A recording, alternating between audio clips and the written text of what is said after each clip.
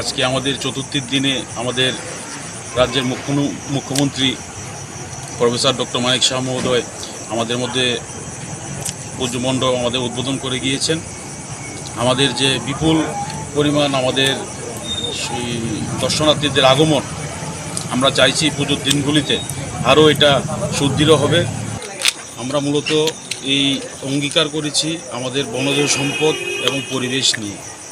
পরিবেশকে আমাদের রক্ষা করতে হবে, পরিবেশকে আমাদের ছোটদের মধ্যে জাগিয়ে তুলতে হবে। আপনারা দেখবেন যে ভিতরে যদি আপনারা ঢোকেন, যে একটা শিশু বাচ্চা, যে আমাদের যে থিমটা শিশু আজকে জন্ম থেকে আগে অক্সিজেনের অভাব হচ্ছে, যে আমাদের যে পরিবেশ যে দিন দিন তাপমাত্রা বৃদ্ধি পাচ্ছে এবং যে পরিবেশের ভারসাম্য নষ্ট হচ্ছে, সেই কারণে আমরা আজকে অঙ্গীকারবদ্ধ হই যে এই শিশুদেরকে আমাদের পরিবেশের সঙ্গে বাঁচিয়ে রাখতে হবে।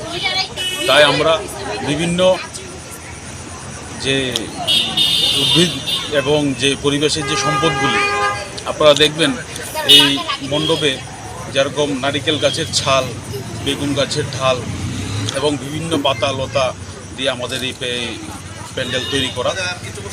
তো আমরা চাই আপনাদের মাধ্যমে এই রাজ্যবাসীকে যে আপনারা আসুন আশ্রম চৌমুহনীস্থিত সহদল সংঘ ক্লাবে, আপনারা উপভোগ করুন।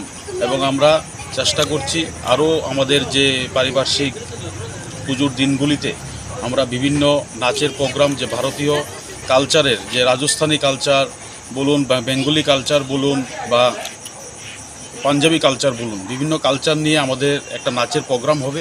আপনারা আসুন এবং এই সহদল সঙ্গে আপনারা সবাই মিলে আমরা পুজো উপভোগ করি এবং উৎসবের দিনগুলি যাতে আমরা শান্তি শৃঙ্খলা এবং সুন্দরভাবে সুস্থ মনে আমরা কাটাতে পারি, এই আশা এবং